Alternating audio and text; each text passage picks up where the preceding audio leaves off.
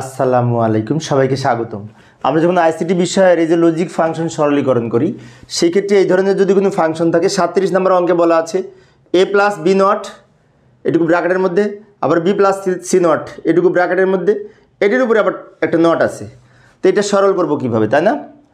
তো প্রথমে আমরা একটা কাজ করতে পারি, এই যে নটটা আছে, নটটা ভেঙে দুই ভাগে ভাগ যদি করা যাবে, সেক্ষেত্রে এই প্লাসটা ইনটু হবে, তাই না? ডি মর্গেনের উপপাদ্য অনুযায়ী। তো এই প্রথম অংশটা রেখে দিই, যা আছে প্রথম অংশটা রেখে দিলাম।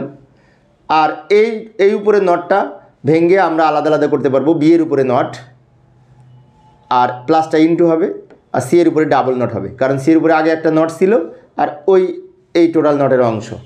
অর্থাৎ ডি মর্গেনের প্রথম উপপাদ্যে বলা আছে যে যোগের পূরক সমান আলাদা আলাদা পূরক করে গুণফল। প্রথম উপপাদ্যে যোগের উপরে যদি নট থাকে, এই নটটা দুই ভাগে ভাগ করা যাবে, শর্ত হচ্ছে প্লাসটা ইনটু হবে, তাই না?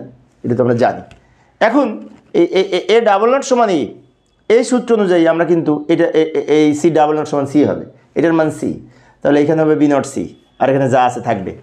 ব্র্যাকেটটা তুলে দিতে পারে। এখন এ প্লাস বি নট প্রথম অংশটুকু রেখে দিলাম, ইন্টু বি নট সি হবে। বি নট সি হলো, কারণটা কি? কারণ সি ডাবল নট সমান সি। এবার এটা গুণ করব। গুণ করার জন্য এ বি নট সি হবে, এ দিয়ে এই দুটো গুণ করে লিখলাম, প্লাস বি নট দিয়ে এটা গুণ করব, B not into C, B not C. এখন একটা কথা আছে, এই বি নট গুণ করলে কিন্তু একটা বি নট হবে। আচ্ছা, তাহলে আমরা এখানে লিখতে পারি এ বি নট সি রেখে দিলাম, প্লাস দুইটা বি নট এর পরিবর্তে একটা বি নট হলো, আর সি রেখে দিলাম। এ ইন্টু এ সমান এ, অ্যান্ড অপারেশন আমরা বলে থাকি মৌলিক উপপাদ্যে। সেই দৃষ্টিকোণ থেকে এই B not into B not গুণ করে একটা বি নট হবে। আচ্ছা, এখন কিন্তু আমরা কমন নিতে পারি বি নট সি, দুই জায়গায় বি নট সি আছে। তো এই দুটো থেকে যদি কমন নিই বি নট সি, তো বি নট সি যদি কমন নিই তাহলে কী হয়? এ থাকে, প্লাস এখানে 1 থাকে, 1। বি নট সি কমন নিলে এখানে 1 থাকে, আর এখানে বি নট সি চলে আসলে এ থাকে। এখন এ প্লাস 1 সমান 1, এটা কিন্তু মৌলিক উপপাদ্যে বলা আছে।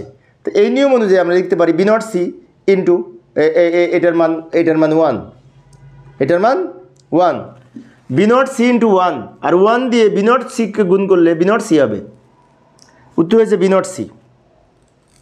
এইভাবে আমরা সরল করতে পারি। আমি অবশ্যই অল্প অল্প করে আলোচনা করি শিক্ষার্থীদের অনুরোধে, যাতে শিক্ষার্থীরা বোরিং ফিল না করে। তো পরের ক্লাসটি দেখার আমন্ত্রণ রইল। খোদা হাফেজ।